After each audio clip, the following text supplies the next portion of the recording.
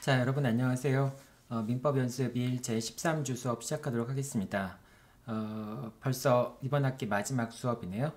시간이 정말 빨리 흘러가는 것 같습니다.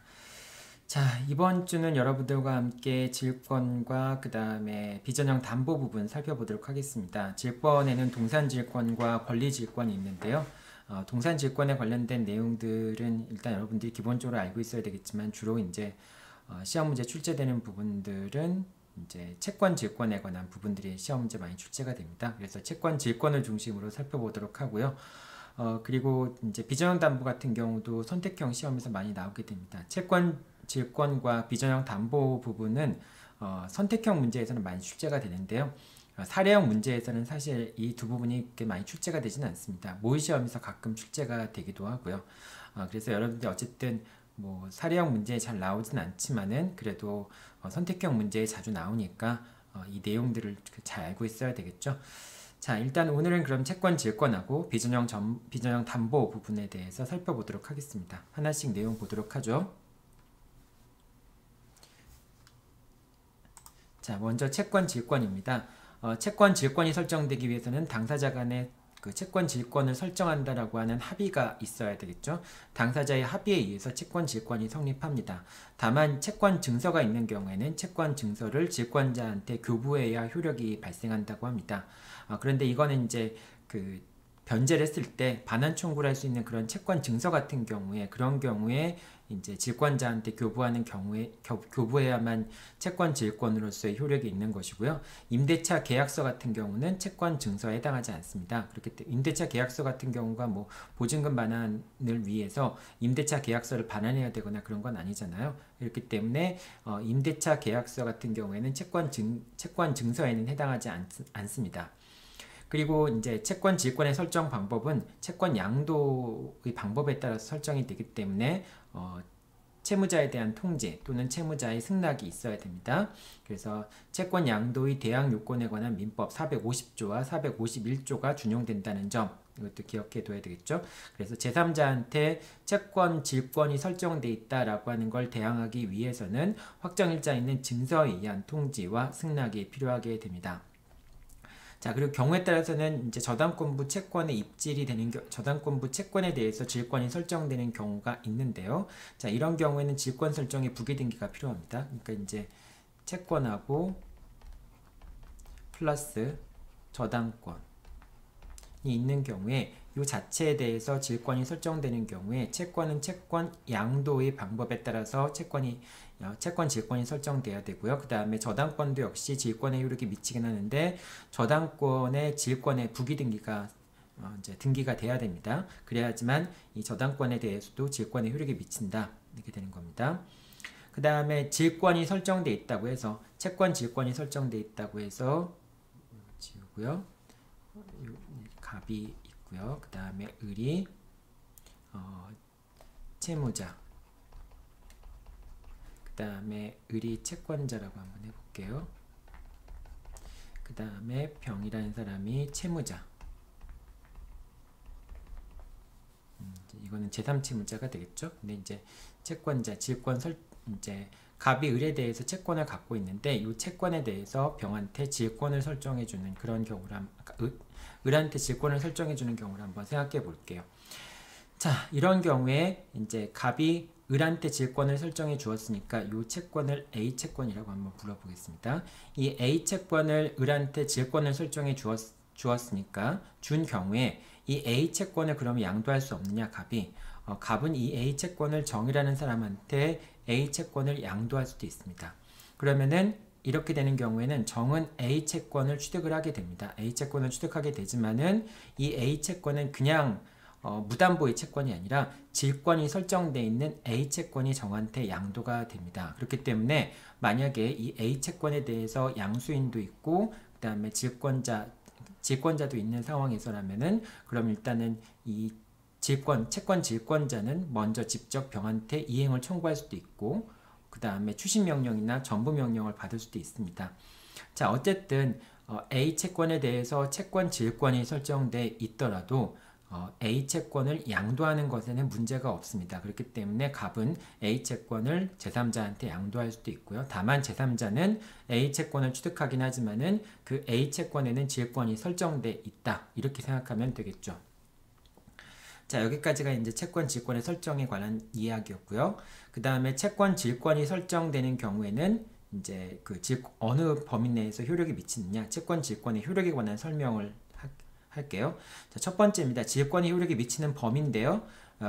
입질 채권과 그 채권에 대한 지연 손해금 채권에 대해서 효력이 미칩니다. 즉, 갑이 을에 대해서 A 채권을 갖고 있다면은 이 채권 자체뿐만 아니라 이 A 채권에 대한 이제 이행 지체로서 발생하는 지연 손해금도 있을 거 아닙니까? 그것도 역시 질권에 미치는 범위에 포함된다라고 얘기할 수 있습니다. 자, 그리고 이제 질권이 설정된 다음에 만약에 여기 명칭을 좀 바꿀게요. 채권자, 채무자 하면 헷갈릴 테니까 요거를 질권 설정자라고 바꾸겠습니다.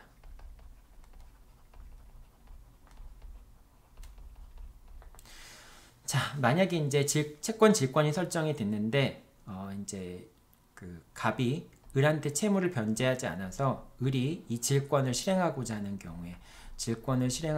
경우에 어떻게 실행하는가라는 부분이 있는데요. 자, 질권을 실행하는 방법은 첫 번째 방법은 직접 청구하는 방법이 있습니다. 그래서 을은 병에게 직접 청구를 할 수도 있고요. 금전채권 같은 경우는 직접 받아서 그것을 자기의 채권에 충당을 할 수 있기 때문에 채무의 변제에 충당할 수 있기 때문에 금전채권 같은 경우에는 자기 채권의 한도 내에서 직접 청구하는 게 가능합니다. 그리고 이제 이 A 채권이라는 것이 어떤 주는 채권인 경우에 그 금전 이외의 주는 채권인 경우에는 그 줘야 되는 목적물을 을한테 인도하도록 청구할 수가 있게 됩니다.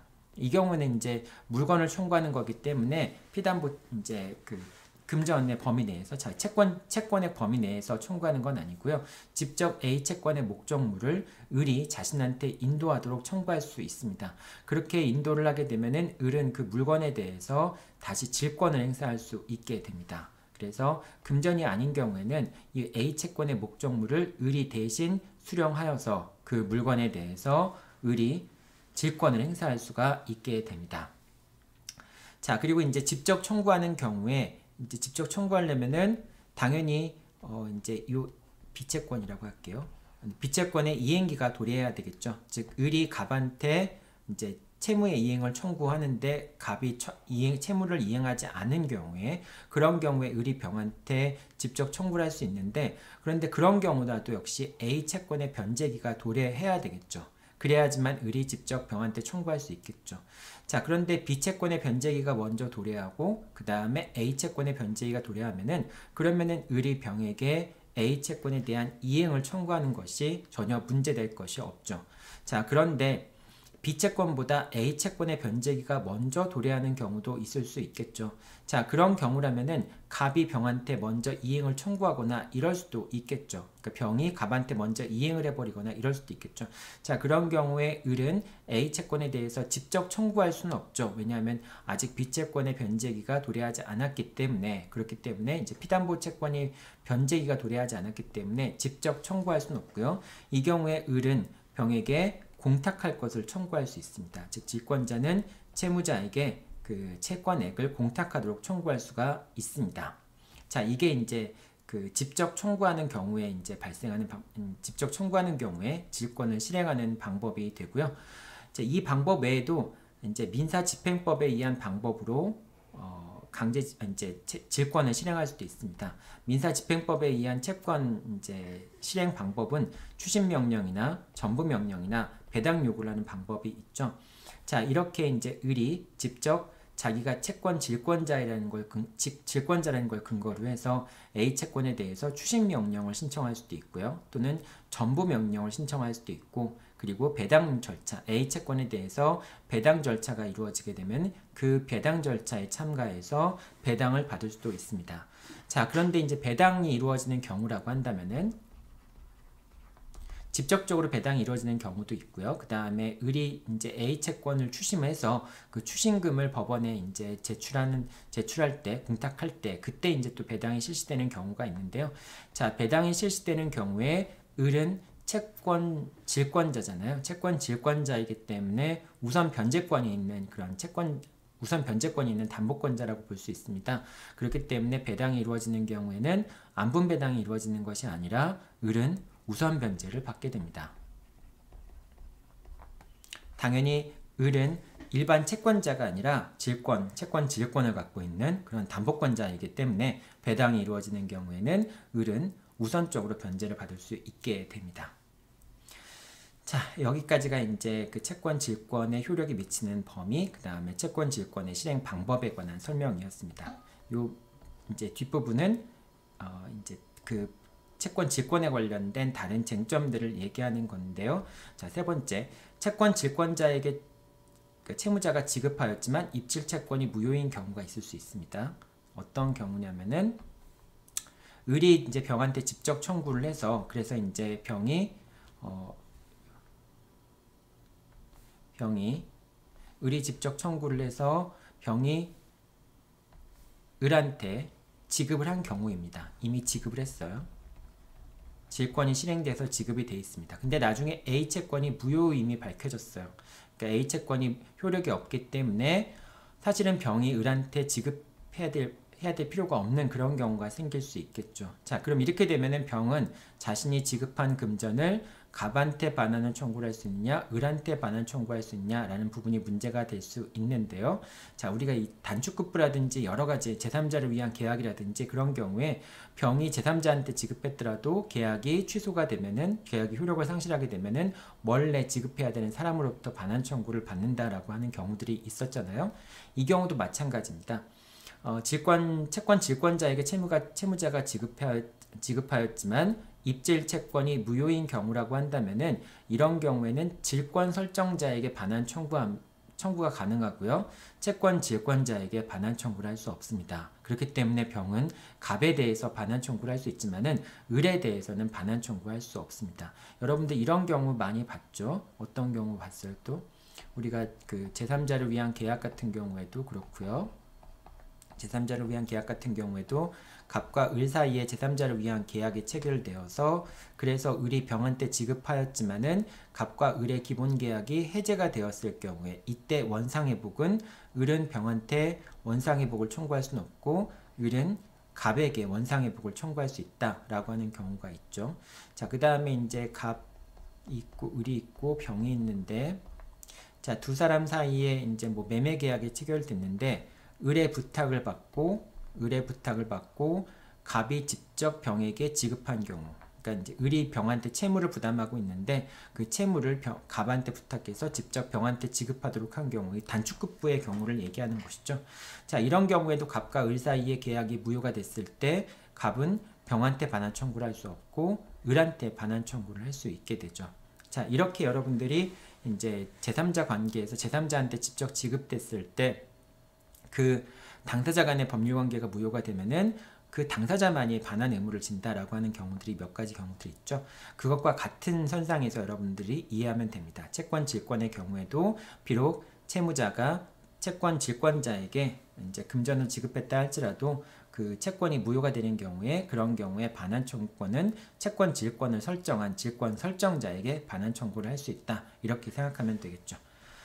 자, 그 다음에 이제 유질계약 같은 경우인데요. 유질계약이라고 하는 것은 법에서 정해진 방법 이외의 그런 방법으로 담보권을 실행하는 계약을 유질계약이라고 얘기를 하죠. 자, 그래서 채권 질권 같은 경우에는 채권 질권자가 직접 채무자한테 이행을 청구하거나 또는 채권의 강제집행 방법인 전부명령이나 추심명령 같은 걸 통해서 채무를 이제 직접 이행받는 것, 배당을 통해서 또 배당을 받는 것, 그런 방법이 일반적으로 이제 채권 질권자의 실행 방법인데요. 그런데 이제 유질계약이라고 하는 건 그 다른 방법이라고 하면은 A 채권을 직접 을한테 귀속시키는 방법으로 이제 이런 방법으로 담보권을 실행할 수 있는가? 처음에 이제 그 당사자가 질권 계약을 체결하면서 채권 채권 질권 설정 계약을 체결하면서 이제 을한테 설정해 주면서 갑과 을 사이에 만약에 갑이 을한테 이 자신의 피담보 채무를 변제하지 않으면은 그럼 A 채권 중에서 이제 일정 금액만큼을 을한테 양도하겠다라고 하는 그런 것을 이제 유질계약이라고 얘기할 수 있겠죠. 이런 유질계약 같은 경우에는 피담보 채권의 범위 내에서 그 채권을 을한테 이전하는 것은 전혀 갑한테 부당한 것이 없죠. 뭐 대물 변제를 할 수도 있는 거니까요. 따라서 그런 경우에는 이제 채권 질권의 경우에는 유질 계약 자체가 피담보 채권액의 범위 내에서 채권을 이전하기로 하는 그런 유질 계약은 유효하다라고 볼 수 있습니다. 자, 여기까지가 이제 채권 질권에 관한 내용이었고요. 다음으로 이제 비전형 담보 부분 살펴보도록 하겠습니다.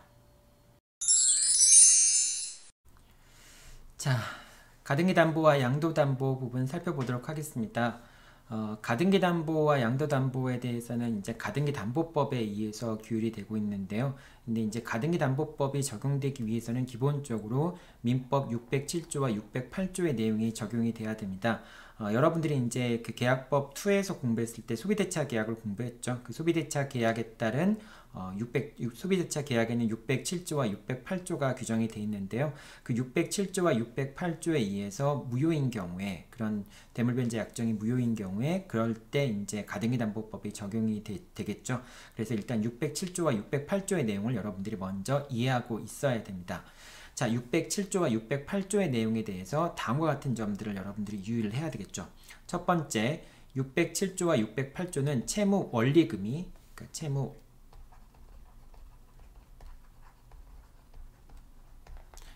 원리금이 목적물의 가액을 초과해야 됩니다. 채무 원리금이라고 하는 것은 원금 플러스 이자를 의미하는 것이죠.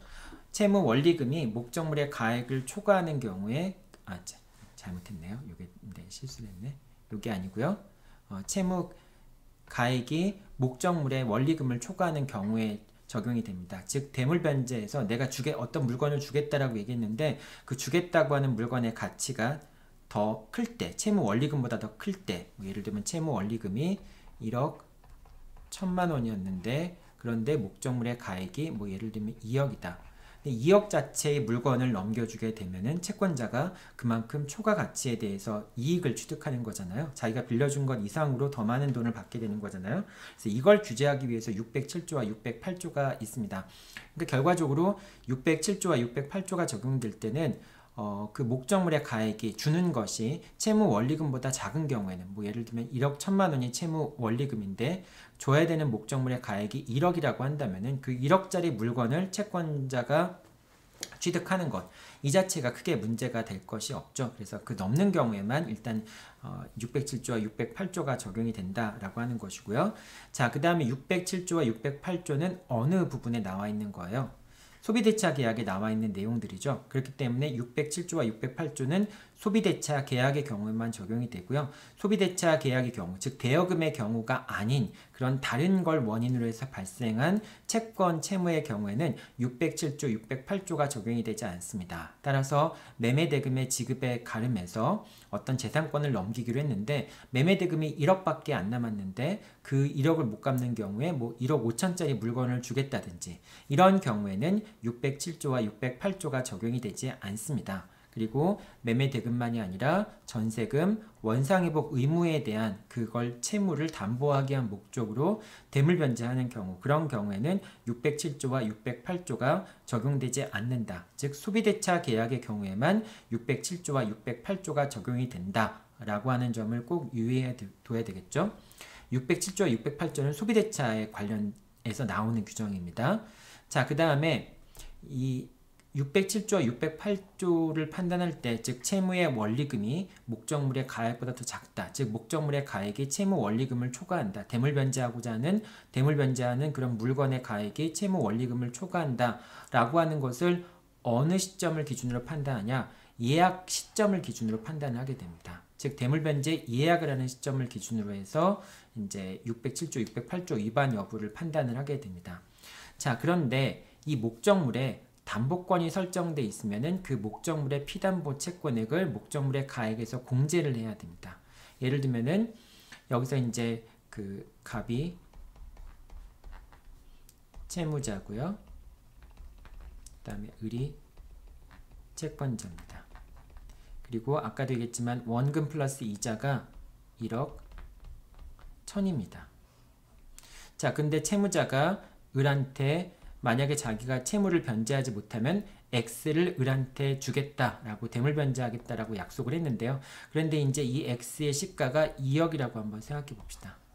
자, 그러면은 목적물의 채무 원리금이 목적물의 가액보다 더 작기 때문에, 즉 목적물의 가액이 채무 원리금보다 더 크기 때문에 이 경우는 607조, 608조에 의해서 무효가 될 수 있겠죠. 자, 그런데 만약에 이 X 부동산에 제3자 명의로, 뭐 예를 들면 병의 명의로 저당권이 설정돼 있었다. 그리고 저당권의 피담보 채권액이 5천만 원이었다. 라고 하면은, 그러면 이제 그 X에 대해서는 병이 5천만 원의 우선 변제권을 갖고 있는 거라고 볼 수 있잖아요. X라는 책임재산에 대해서 우선 변제권을 갖고 있는 거로 볼 수 있잖아요. 그렇기 때문에 이 X의 부동산의 가치가 2억이 아니라 1억 5천이라고 봐야 되겠죠. 자, 그래서 이렇게 이제 목적물의 대물변제 목적물에 저당권이 설정돼 있는 경우에는 그 저당권의 피담보 채권액을 공제하고 그 남은 가치 목적물의 가액에서 그만큼을 공제한 상태에서 채무 원리금과 목적물의 가액을 비교해야 됩니다. 지금 이 경우는 채무 원리금이 1억 1천만 원이지만은 5천만 원, 그러니까 피담보 채권액을 공제한 5천만 원 공제한 1억 5천만 원이 결국은 목적물의 가액이니까 이거는 5천만 원을 공제해도 채무 원리금보다 크기 때문에 607조, 608조가 적용이 될 수 있겠죠. 자, 근데 만약에 이 저당권의 피담보 채권액이 만약에 1억이었다라고 한다면은 그러면은 이 X 목적물의 가액은 얼마예요? 1억이 되겠죠. 1억을 뺀 피담보 채권액이 1억이니까 1억을 뺀 나머지 1억이 되겠죠. 자, 그러면 채무의 원리금보다 목적물의 가액이 더 작죠. 이런 경우라면 한다면은 목적물의 가액이 채무 원리금보다 더 작으니까 607조와 608조가 적용될 여지가 없게 됩니다. 그렇기 때문에 607조, 608조에 의해서 이제 대물변제 계약의 약정이 무효가 되는 것은 아니죠. 자, 그 다음에 이제 그 607조와 608조는 대물변제에 대해서 적용이 되는데요. 대물변제 예약이라고 할 수도 있고 대물변제 약정이라고 할 수도 있고요. 중요한 것은 변제기 전에 이루어지는 대물변제 약정에 대해서만 적용이 된다라고 하는 겁니다. 대물변제 전에 이루어지는 약정에 대해서만 대물변제가 이루어지게 되고요. 변제기가 도래한 상황에서 채무자가 채권자에게 자신이 이제 그 대신해서 그 목적물에 대한 소유권을 이전하겠다라고 약속한 경우에는 그런 경우에는 607조와 608조가 적용이 되지 않습니다. 하지만 중요한 것은 실질이 중요해요. 그래서 변제기 이후에 대물변제 약정이 있었는지 여부가 중요한 것이 아니라 그것이 채권 담보의 목적으로 이루어진 것이냐 여부가 중요한 겁니다. 그러니까 장래에 돈을 갚을 것을 조건으로 해서 대물변제가 이루어지는가라고 하는 점이 중요한 점이라고 하는 것입니다. 자, 그래서 만약에 갑과 을이 이제 변제기에 뭐 1억의 채무가 있는데 원리금이 있는데 1억을 갚지 못하자 일단 을이 갑한테 얘기하기를 X 부동산 갑이 가지고 있는 X 부동산 2억짜리를 대물변제해서 나한테 소유권을 넘긴 다음에 한 달 내에 네가 돈을 갚고 다시 가져갈 수 있다 라고 하는 경우에는 비록 변제기가 도달한 다음에 그런 약정이 이루어졌다 할지라도 이런 대물변제 약정은 담보의 목적으로 이루어진 약정이라고 볼 수 있겠죠. 따라서 이런 경우에는 607조와 608조가 적용이 될 수 있습니다. 자, 원칙적으로 대물변제에 대해서는 적용이 되지 않지만은, 그러니까 변제기 이후에 이루어진 대물변제 이후에 대해서는 적용되지 않지만은, 그렇지만 이렇게 예외적으로 변제기가 도래했을 때 일단 대물변제하고 채무 원리금을 변제하면은 다시 찾아갈 수 있다라고 하는 경우라고 한다면은 607조와 608조가 적용이 될 수도 있다라고 하는 겁니다. 그러니까 일단은 뭔가 채무를 이행을 강제하기 위한 목적에서 대물변제 약정하는 경우에는 607조와 608조가 적용이 된다라고 생각하면 되겠죠. 그러니까 여러분들이 좀 헷갈리기 쉬운데 대물 변제에 대해서는 607조와 608조가 적용이 되지 않는 것이 원칙입니다. 하지만 사실상 대물 변제라고 하는 것이 담보의 목적으로 이루어진 경우에는 607조와 608조가 적용이 될 수도 있다. 이렇게 이제 여러분들이 생각하면 됩니다. 그러니까 원칙적으로 그냥 한 문장만 나왔을 때는 607조와 608조는 대물 변제에 대해서는 적용되지 않는다라고 하면 맞는 말이에요. 근데 거기다가 다른 사정이 개입된 경우에는 607조와 608조는 대물 변제의 경우에도 적용될 수 있다. 이렇게 생각을 하면 됩니다. 자, 그러면 이제 607조와 608조가 적용이 되면은 이 두 사람 사이의 X에 대한 대물 변제 약정. 대물 변제 약정은 무효가 됩니다. 무효가 되는데요. 그런데 이때 무효의 의미가 무엇이냐? 607조에 의해서 607조에 위반하는 대물변제 약정은 무효가 되는데, 이때 대물변제 약정이 무효라고 하는 것은 그냥 완전한 무효가 아니라 대물변제 약정으로서는 무효지만은 약한 의미의 양도담보로서의 효력은 있다라고 얘기를 합니다. 그래서 갑과 을 사이에 양도담보라고 하는 건 뭐예요? 양도담보 계약이라고 하는 것은 갑이 을한테 목적물의 소유권을 넘긴 다음에 채무를 변제하면 그 소유권을 다시 가져갈 수 있는 것, 그걸 양도담보 계약이라고 얘기를 합니다. 그렇기 때문에 갑이 을한테 X를 대신 변제한다. 대물 변제라고 하는 건 여러분들 채무 소멸의 원인이잖아요. 대물 변제하기로 하는 약정에 있어서 대물 변제했지만은 그건 대물 변제 약정으로서의 효력은 없고 양도담보로서의 효력은 있다라고 하는 겁니다. 그러니까 만약에 이 경우에 607조, 608조에 의해서 대물 변제 약정이 무효로 됐다라고 한다면은 비록 X가 X에 대한 소유권이 을한테 넘어가 있다 할지라도, 그렇다 할지라도 대물 변제의 효력은 없어요. 하지만 그렇다고 해서 을 명의의 등기가 무효가 되는 것은 아니고요. 을은 양도담보의 목적으로 목적물의 소유자가 되는 그런 식으로 취급이 됩니다. 그러니까 을은 양도담보권자가 되는 거죠. X 물건의 소유자가 되는 것이 아니라 대물 변제가 있었음에도 불구하고 을은 X 물건의 소유자가 되는 것이 아니라 양도담보권자가 되는 겁니다. 따라서 갑은 이제 을한테 채무를 변제하고 X 물건을 다시 찾아올 수 있겠죠. 자, 그리고 만약에 이제 을의 명의로 소유권 이전 등기가 이루어지기 전이라고 한다면은 을은 대물변제 약정의 기초에서 X에 대한 소유권 이전 등기를 청구할 수는 없어요. 하지만 이 대물변제 약정으로서는 무효지만 양도담보 약정으로서의 효력은 있기 때문에 갑과 을 사이에 양도담보 약정이 있으면은 X에 대한 소유권 이전 등기를 청구할 수 있게 되거든요. 그렇기 때문에 을은 양도담보 약정의 기초에서 갑에게 소유권 이전 등기를 청구할 수 있게 됩니다. 그렇게 되면 이제 갑과 을 사이에 양도담보 계약이 있는 걸로 볼 수 있겠죠. 자, 이렇게 처리가 되는데요. 자, 그런데 만약에 갑이 이제 을에게 이 X 부동산에 대해서 가등기를 설정해 주었다. 대물변제 예약을 하면서 가등기를 설정해 준 경우에는 이제 가등기 담보권을 갖게 되는 거죠, 을이. 자, 이런 경우라고 한다면은 607조와 608조가 적용되면서 을이 X 부동산에 대해서 가등기를 갖고 있는 경우에는, 이런 경우에는 607조, 608조의 법리가 아니라 가등기 담보법의 적용을 받게 됩니다. 즉, X 부동산에 대해서 가등기가 없는 경우에는 아까도 얘기했지만은 이 대물변제 약정은 무효이고, 그 다음에 대물변제 약정이 무효지만 완전한 무효는 아니고 양도담보로서의 효력은 있다라고 얘기할 수 있고요. 양도담보의 기초에서 소유권 이전 등기를 청구하거나 소유권 이전 등기를 갖고 있을 수는 있죠. 이건 이제 가등기를 안 했을 경우에, 그럴 경우에 처리되는 방법이고요. 만약에 을이 X 부동산에 대해서 가등기를 갖고 있었을 경우에는, 그런 경우에는 가등기 담보법에 따라서 처리가 됩니다. 그렇기 때문에 뒤에서 이제 보지만은 가등기 담보권의 실행 방법에 의해서만 을은 소유권 이전 등기를 받을 수가 있어요. 본등기를 할 수가 있습니다. 그냥 약한 의미의 양도담보로서 효력이 있는 것도 아니고요. 이런 경우에는 가등기 담보법에 따른 담보법에 따른 절차만이 인정이 될 뿐입니다. 따라서 가등기된 상태에서 을이 본등기를 해버리면은 그 본등기는 무효가 됩니다. 약한 의미의 양도담보로서의 효력이 있는 것도 아니기 때문에 이 가등기가 되어 있는 상태에서 본등기가 이루어지게 되면은 이제 가등기 담보법상의 청산 절차에 따르지 않고 본등기가 이루어지게 되면은 그 본등기는 무효가 된다라고 생각하면 됩니다. 그러니까 이제 여러분들이 이제 채권자와 채무자가 대물변제 예약을 했지만은 약정을 했지만은 가등기가 되지 않은 경우라고 한다면 607조와 608조에 따라서 처리가 되는 것이고요. 만약에 가등기를 했다라고 한다면은 그 순간 607조와 608조가 적용이 된다라고 한다면은 가등기가 되어 있는 경우에는 그때는 가등기 담보 등에 관한 법률에 의해서 처리가 된다. 이렇게 생각하면 됩니다.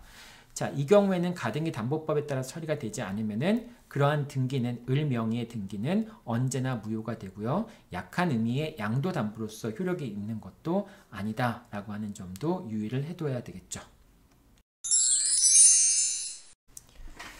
자, 가등기 담보법에 따른 담보권의 실행에 대해 살펴보도록 하겠습니다. 이제 608조에 의해서 무효가 되면요. 이제 가등기 담보라든지 재산권을 이전하기로 하는 그런 계약이 무효가 되는 경우라고 한다면은 이제 608조에 대해서 무효라고 한다면은 이제 가등기 담보법에 적용이 돼서 그 가등기 담보법에 따라서 담보권 실행이 이루어져야 합니다. 이제 그렇게 되면은 이제 607조, 608조가 적용이 되는 경우에 가등기 담보권에 대한 담보권 실행 방법이 어떤 건지 한번 살펴보도록 하겠습니다. 607조와 608조에 따른 가등기 담보권 실행 방법은 크게 두 가지로 나눌 수 있는데요. 이제 그 가등기의 기초에서 본등기를 하게 되는 경우하고요. 그 다음에 이미 소유권 이전 등기가 있는 경우, 즉 양도담보의 경우가 문제가 되겠죠. 자, 이 두 가지인데요. 양도담보의 경우에는 이미 소유권이 넘어가 있기 때문에 다시 또 소유권을 넘기기 위한 그런 절차는 필요가 없게 되고요. 그래서 이제 양도담보 같은 경우에는 이미 넘어간 소유권이 확정적으로 이제 양도담보의 목적으로 넘어간 소유권이 확정적으로 채권자한테 귀속되기 위한 그런 요건이 될 테고요.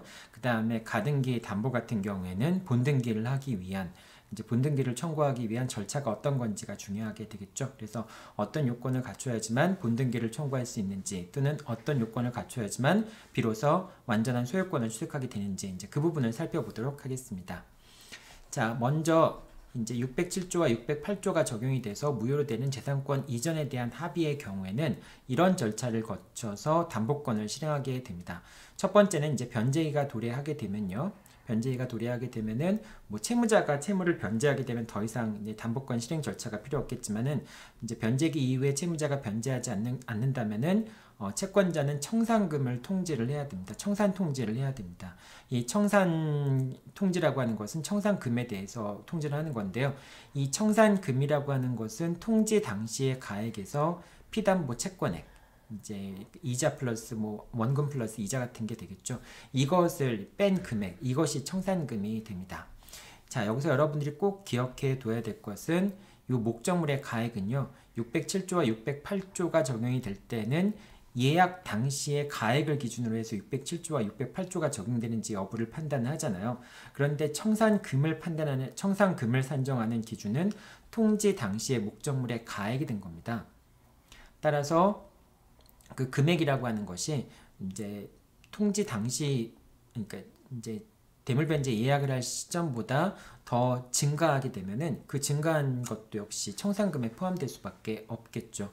자, 그래서 청산금이라고 하는 것은 통지할 시점에서의 목적물의 가액에서 피담보 채권액을 공제한 금액이 되고요. 이렇게 청산 통지를 한 다음에 2개월이 경과돼야 됩니다. 이 2개월 기간 동안에 역시 채무자는 채권자한테 원리금을 변제하고 가등기 등을 말소하거나 소유권 이전 등기 등의 말소를 청구할 수 있겠죠. 자, 2개월간을 기다려서 이제 기다렸다가 그 다음에 이제 그때도 채무자가 변제하지 않으면은 채권자는 채무자에게 청산금을 지급하게 됩니다. 그럼 청산금을 지급하게 되면은 그때 비로소 양도담보의 경우에는, 즉 소유권이 이미 넘어가 있는 경우에는 채권자가 확실하게 소유권을 취득하게 되고요. 그 다음에 그 가등기 같은 경우에는 비로소 본등기를 청구하게 됩니다. 본등기를 청구할 수 있게 됩니다. 이 절차를 여러분들이 기억을 해둬야 되겠죠. 여기서 제일 중요한 거는 다시 한번 강조하지만은 이 청산금의 액수인데요. 이 청산금의 액수는 예약 당시를 기준으로 하는 것이 아니라 청산금 통지할 때 당시에 그 목적물의 가액에서 채무 원리금을 피담보 채권액을 공제한 금액이다라고 하는 거 꼭 기억하기 바랍니다. 자, 그 다음에 이 청산 통지라고 하는 것은 청산금이 정당하지 않더라도 청산 통지로서의 효력은 있습니다. 즉 청산 통지 당시에 이 목적물의 가액이 잘못 계산이 되더라도 청산 통지로서의 효력은 있고요. 다만 이제 그 정당한 청산금을 지급하기 전까지는 채권자가 소유권을 취득할 수 없고 그 다음에 뭐 본등기를 청구할 수도 없게 됩니다.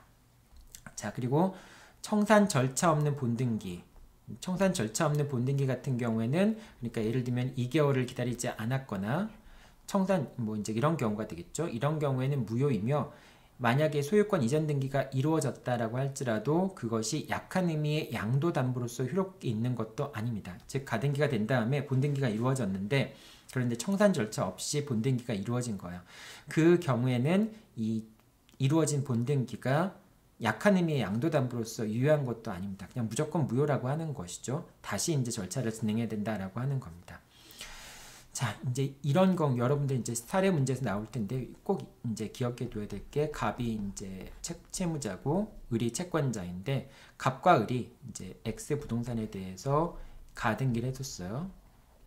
근데 변제기가 5월 1일입니다. 그리고 이 목적물의 가액이 1억이고요.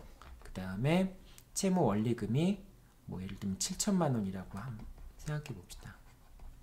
이자하고 원금까지 해서 7천만 원을 한번 생각해 볼게요. 자, 그러면은 이제 을이 갑한테 청산 통지를 해야 되겠죠. 청산 통지를 해서 2개월 동안 그러니까 청산금이 3천만 원이라고 하는 것에 대한 통지를 하고 그리고 2개월을 기다린 다음에 그 2개월 내에 채무의 이행이 없으면은 청산금을 지급하고 을이 본등기를 할 수 있겠죠. 본등기를 할 수 있겠죠.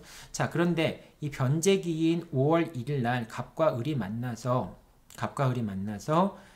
청산금이 3천만 원이다 라는 걸 합의를 하고 청산금 3천만 원을 지급하면은 바로 소유권 이전 등기를 넘긴다 라고 하는 합의를 하는 경우가 있을 수 있겠죠. 자, 근데 이 합의는 가등기 담보 등에 관한 법률 위반일까요? 아닐까요? 네, 위반입니다. 왜냐하면 비록 3천만 원 청산금을 지급하긴 했지만은 원래 통지를 한 다음에 2개월을 기다려야 하는 거잖아요. 2개월을 기다리지 않았으므로 갑과 을 사이에 3천만 원을 지급하고 본등기를 한다 해준다 라고 하는 합의는 이것은 갑한테 불리한 합의이기 때문에 무조건 무효입니다. 이거는 유효해 줄 수가 없어요. 자, 무조건 무효다. 2개월이라는 청산기관이 경과하지 않았기 때문에 갑과 을 사이에 그러한 합의는 무조건 무효라고 볼 수 있겠죠. 하지만 그렇게 합의를 한 다음에 2개월이 실제로 경과했다면은 그럼 경과했다라고 한다면은 실제로 청산 통지를 한 다음에 2개월을 기다렸다가 3천만 원을 지급한 것과 크게 차이가 없는 거죠. 따라서 실제로는 2개월을 기다리지 않은 상태에서 본등기를 해줬지만은 다시 시간이 2개월이 경과됐다라고 한다면은 그것은 그런 을의 등기는 원래 가등기 담보 등에 관한 법률에 위반되었기 때문에 무효이지만은 사후적으로 그것이 실체 관계에 부합하는 등기로서 유효하게 되었다라고 생각할 수 있겠죠. 그래서 원래 청산 절차를 거치지 않은 경우에는 무효긴 하지만은 사후적으로 청산 절차가 다 갖춰진 경우라고 한다면은 그런 무효인 등기도 다시 실체 관계에 부합하는 등기로서 유효하게 될 수 있다라고 생각하면 됩니다. 자, 그 다음 청산 통지 한번 살펴보도록 하죠. 자, 청산 통지 같은 경우는 아까도 얘기했지만은 청산금이 정당하지 않더라도 청산 통지로서 무효가 되는 건 아니라고 얘기를 했죠. 그렇기 때문에 청산금이 정당하지 않더라도 일단 청산 통지로서는 유효하게 되고요. 나중에 정당하게 평가된 청산금이 지급되기 전까지는 채무자는 채무 원리금을 변제하고 목적물의 소유권을 이제 다시 찾아올 수 있거나 또는 가등기의 말소를 청구할 수 있게 됩니다. 자, 그럼 청산 통지는 누구한테 해야 되느냐? 청산 통지라고 하는 것은 채무자 등에게 해야 됩니다. 이 채무자 등이라고 하는 것은 이 X라는 목적물이 꼭 채무자 소유가 아닌 경우도 있을 수 있겠죠. 물상 보증인이나 제3취득자 소유인 경우도 있을 수 있겠죠. 즉 이제 을한테 가등기가 설정된 다음에 이 X 목적물을 제3자가 취득하거나 또는 이 X라는 부동산이 물상 보증인 소유이거나 또는 채무자 소유인 경우가 있을 수 있겠죠. 그래서 채무자 소유인 경우가 아니라 물상 보증인이거나 또는 제3취득자 소유인 경우가 있을 수 있기 때문에 그것을 채무자 등이라고 표현합니다. 이 채무자 등이라고 하는 사람들은 가등기 담보 등에 관한 법에서 이제 이 비전형 담보가 실행됨으로써 권리를 상실하게 될 수 있는 사람들이잖아요. 따라서 이런 사람들한테는 반드시 통지가 이루어져야 됩니다. 이 통지가 이루어지지 않으면 청산 기간 자체가 진행되지가 않아요. 그러니까 권리를 상실하는 사람들에 대해서는 반드시 통지가 이루어져야 되고요. 그래서 그 뒤에 2개월이 경과돼야지만 그래야지만 청산 기간이 이제 경과됐다. 그래서 청산금을 지급하면 본등기를 청구하거나 또는 확정적으로 소유권 이전 소유권을 취득하게 된다라고 하는 겁니다. 자, 그런데 통지해야 되는 대상은 이제 채무자 등만 통지해야 되는 게 아니라 이제 후순위 권리자에게도 통지를 해야 되는데요. 이 후순위 권리자한테 통지하는 이유는 뭐냐면은 예를 들면 요 X라는 부동산에 뭐 이제 저당권자가 있다.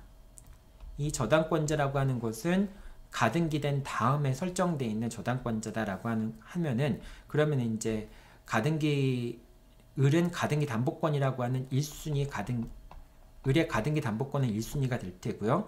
그 다음에 저당권자의 저당권은 2순위가 되겠죠.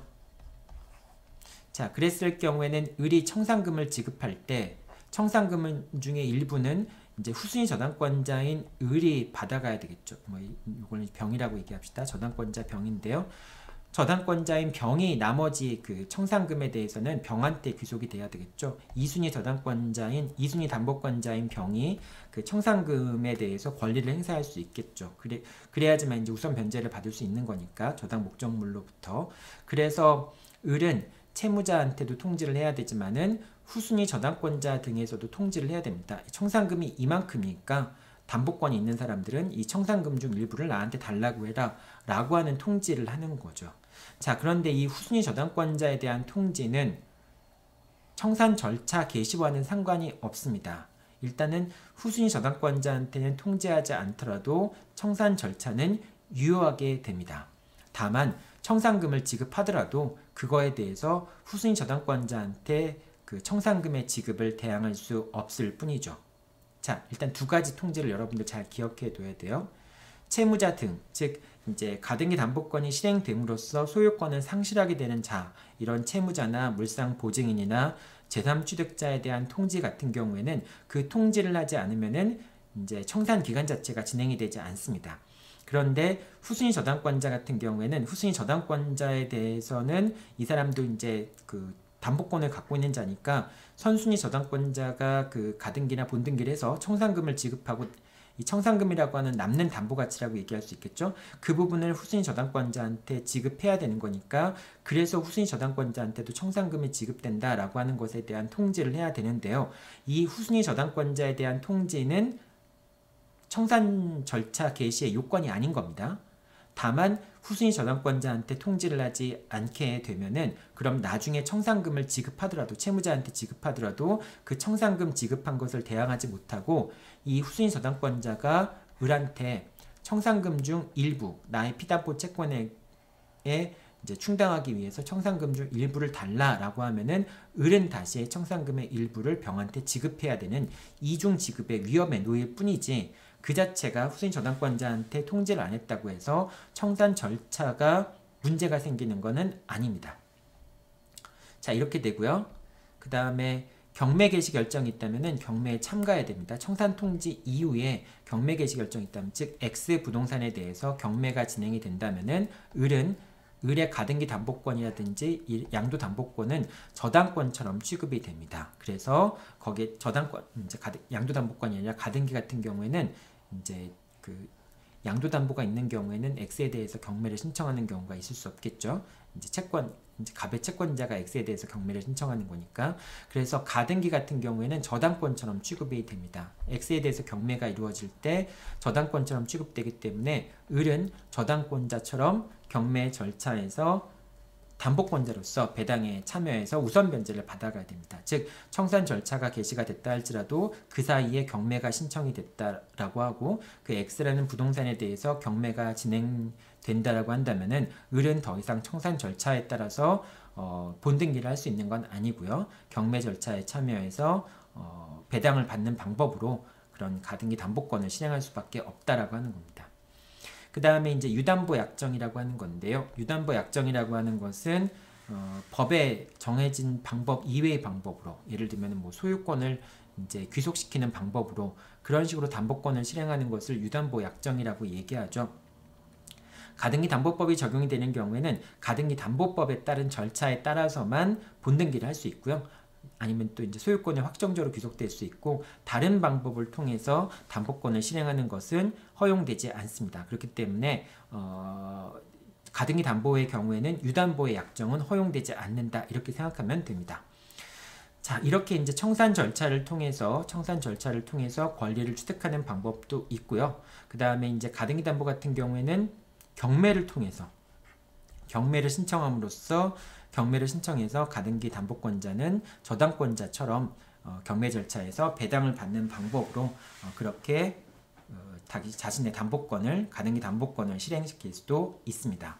자, 여기까지가 가등기 담보법에 따른 담보권 실행의 방법에 대한 설명이었습니다. 자, 그러고요, 이제 일단 이런 상황이고요. 이제 담보권자의 처분행위와 불법행위라는 부분인데요. 자, 다 지우고요. 갑이 채무자이고 을이 채권자입니다. X가 있는데, 양도담보 같은 경우에 이제 소유권 이전 등기 해준 겁니다. 을한테 소유권 이전 등기를 해준 겁니다. 자, 그러면 이제 을은 양도담보권자가 되는데, 을이 X에 대한 소유권 이전 등기, 소유 등기 명의자라는 걸 이유로 해서 을이 X 부동산을 제3자한테 처분하는 경우가 있을 수 있겠죠. 자, 그렇게 이제 을이 제3자한테 처분하는 경우, 또는 가등기 담보법에 기초해서 가등기 담보권에 기초해서 본등기를 했는데 그 본등기가 청산 절차를 거치지 않은 그런 본등기였어요. 그럼 그 본등기는 무효지만은 어쨌든 을의 명의로 본등기가 된 다음에 을이 그 부동산을 병한테 처분하는 경우가 있을 수 있겠죠. 자, 이런 경우에 을의 처분행위 같은 경우에는 결국은 갑이 소유권을 상실하게 만드는 그런 행위가 되기 때문에 일단은 제3자가 선이라고 한다면은, 이제 병이 선이라고 한다면은 병은 권리를 취득하게 되고요. 그렇게 되면 갑의 소유권이 상실되기 때문에 갑은 을에게 소유권의 상실이라고 하는 불법행위, 그러니까 법에 반해서 결국은 갑이 소유권을 상실하게 되었기 때문에 갑은 을에 대해서 불법행위에 따른 손해배상을 청구할 수 있게 됩니다. 이때 손해액이라고 하는 것은 처분할 당시의 목적물의 가액에서, 이걸 이제 을이 병한테 처분할 당시에 이제 이 X라는 부동산은 사실은 을게 아니니까 그 당시에 X 목적물의 가액에서 갑이 을한테 갚아야 될 채무 원리금을 공제한 그 나머지 금액, 청산금액이랑 비슷하겠죠. 다만 이제 여기서는 청산금액을 따질 때는 청산 통지 당시의 목적물의 가액인데요. 여기서 이제 불법행위에 따른 손해배상 액수는 처분 당시 을이 병한테 처분할 시점에서의 목적물의 가액을 의미합니다. 그 목적물의 가액에서 그때까지 발생한 피담보 채권액, 이제 채무 원리금이 되겠죠. 그 금액만큼을 공제한 금액이 손해가 된다라고 하는 겁니다. 이거 되게 어렵죠, 여러분들. 그러니까 그 가액을 따지는 게 세 군데 나오죠. 첫 번째는 이제 대물변제 607조, 608조가 적용되기 위해서 607조, 608조가 적용되기 위해서 대물변제 예약을 할 때, 그럴 때 이제 그 607조, 608조의 적용 여부를 판단하기 위해서 목적물의 가액을 한번 산정하는 그게 나오고요. 두 번째는 청산금을 통제하기 위해서 청산금을 산정할 때 그때 이제 그 청산금 통지 당시 시점에서의 목적물의 가액이 한 번 더 나오죠. 또 이제 만약에 그 무효인 본등기가 이루어지거나 또는 이제 청산 절차가 완료되기 전에 소유권 이전 등기를 마친 양도담보권자가 목적물을 제3자한테 처분했을 경우에, 그럴 때는 이제 제3자 그 가등기 담보권자 또는 양도담보권자가 소유자에 대해서 불법행위에 따른 손해배상 책임을 지는데, 그때 손해액을 산정하는 방법은 처분 당시의 목적물의 시가에서, 목적물의 가액에서 피담보 채권액을 공제한 금액이 손해 금액이 된다라고 생각하면 되죠. 그래서 세 군데 목적물의 가액을 산정하는 그런 기준이 나오게 되죠. 자, 여기까지가 이제 그 가등기 담보 등에 관한 법률의 내용이었고요. 맨 마지막 부분은 이제 동산의 이제 이중 동산 양도 담보의 내용들입니다. 자, 이 부분은 이제 가등기 담보에 관한 법이었으니까 이거는 이제 가등기 담보 등에 관한 법은 아닌 거죠. 그래서 이거는 조금 항목을 좀 바꿔볼게요. 이거는 이제 가등기 담보 등에 관한 것은 아니고 동산 양도담보에 관한 내용이죠. 자, 동산 양도담보 이제 동산 양도담보 같은 경우에는 이제 동산 양도담보가 이중으로 설정되는 경우가 있을 수 있습니다. 즉 이제 이렇게 되는 거죠. 갑이 을에 대해서 X라는 부동산을 갖고 있는데 이거에 대한 소유권을 이전시켜 주는 거예요. 동산이 되겠죠. X라는 물건은 소유권을 이전시켜주고, 그럼 이제 계속 갑이 X 물건을 점유하면서 사용하려면은 어떤 방법으로 소유권을 이전시켜 줄 수밖에 없어요. 동산 같은 경우에는 점유 계정의 방법으로 이전시켜 줄 수밖에 없겠죠. 자, 그런데 점유 계정의 방법에 의해서 을한테 소유권을 이전시켜 주게 되면은 결과적으로는 갑이 목적물을 점유하고 있기 때문에 제3자한테 또 그러니까 양도담보권을 설정해 줄 수 있겠죠. 그래서 이렇게 되는 경우에는 제1 양도담보권을 취득한 사람 또는 제2 양도담보권을 취득한 사람이 있을 수 있겠는데요. 자, 양도담보권 같은 경우에는 이제 판례가 대외적으로 을한테 소유권이 넘어간다라고 얘기를 하죠. 대내적으로는 담보 목적으로 소유권이 넘어가지만은 담보 목적이지만은 대외적으로는 어쨌든 을한테 소유권이 넘어간다라고 얘기를 합니다. 그렇기 때문에 갑한테는 소유권이 없기 때문에 병은 제2 양도담보권자인 병은 양도담보권을 취득할 수 없어요. 그래서 당연히 이제 두 번째 이제 병은 양도담보권을 취득할 수 없는데, 자, 만약에 이 두 사람 중에서 이제 둘 다 점유 계정에 의한다면은 병이 점유 계정의 방법에 의해서는 선의취득이 인정되지 않죠. 하지만 만약에 병이 X 물건을 실제 인도받았다면은 현실 인도받았다면은 그러면은 양도담보권도 선의취득이 가능하거든요. 동산에 관한 물건이기 때문에 선의취득이 가능합니다. 그래서 만약에 병이 선의 무과실로 이제 목적물의 소유권을 취득했다면은 그러면은 양도담보권은 선의취득하는 것이 가능하거든요. 그래서 원칙적으로 점유계정의 방법에 의해서 이렇게 이중으로 양도가 됐을 경우에는 첫 번째 사람만이 양도담보권을 갖게 되고 두 번째 사람은 양도담보권을 취득하지 못하게 되죠. 특히 이제 두 번째 사람이 선의취득할 가능성도 있지만은 점유계정에 의한 방법으로는 선의취득이 인정되지 않기 때문에 병이 이제 양도담보권을 선의취득하는 건 안 되지만은 만약에 갑이 병한테 X 물건을 동산을 현실로 인도했다라고 한다면은 이 경우에는 병이 X 물건에 대한 동산 양도담보권을 선의 취득할 수도 있겠죠. 그래서 양도담보권을 선의 취득할 수도 있다. 이렇게 여러분들이 생각하면 됩니다.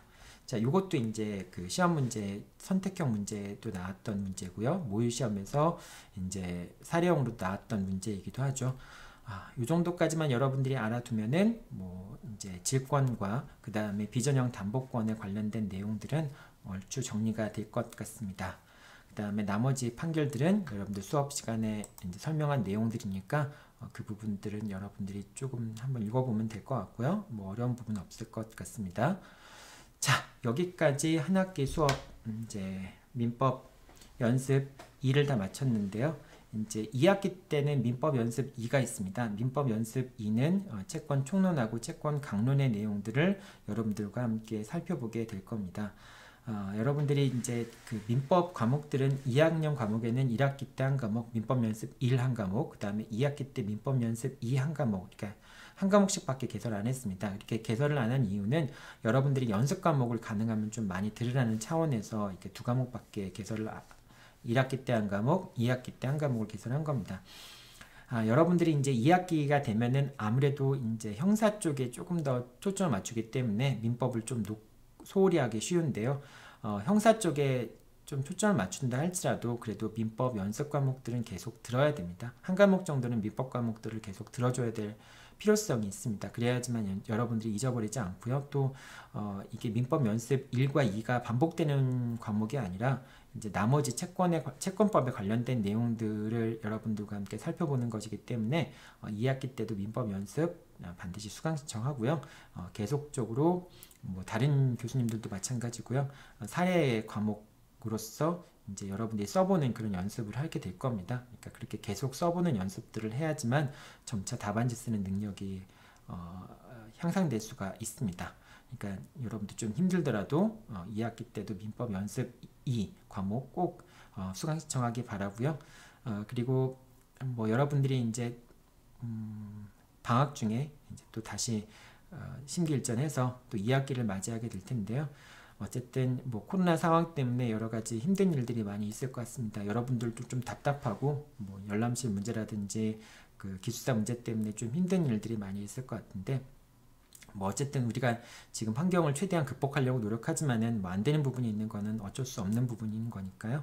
여러분들 그 점을 양해해 주면서, 또 한편으로는 좀 느슨해지지 않게 이렇게 최선을 다해서 또 여러분들 개인들이 좀 더 다잡을 수밖에 없을 것 같아요. 그렇게 또 잘 공부해 나가기 바랍니다. 일단 다음 주에는 계속 이제 그 저녁 때라든지 그럴 때 시간을 내서 여러분들한테 좀 강평할 수 있는 기회를 갖도록 하고요. 그리고 또 그 이후라도 이제 6월달 시험이 끝난 이후라도 여러분들 강평이 필요한 학생들은 계속 찾아와서 강평을 신청을 해도 상관없습니다. 내가 어쨌든 학교 일 때문에 또 뭐 여러 가지 일 때문에 여러분들 그 많은 시간 강평 시간을 갖지 못해서 미안한데, 어쨌든 여러분들이 필요한 학생들은 이제 교수님들한테 찾아오세요. 그러면은 뭐 그때그때마다 내가 어쨌든 시간을 내서라도 해주도록 하고요. 가능하면 좀 전체 강평 일정을 조절하고 또 필요한 학생들 같은 경우는 개별적으로라도 신청하기 바랍니다. 네, 여러분들 수고 많았고요. 자, 이상으로 민법 연습 1 이제 1학기 수업 마치도록 하겠습니다. 여러분들 고생 많았습니다.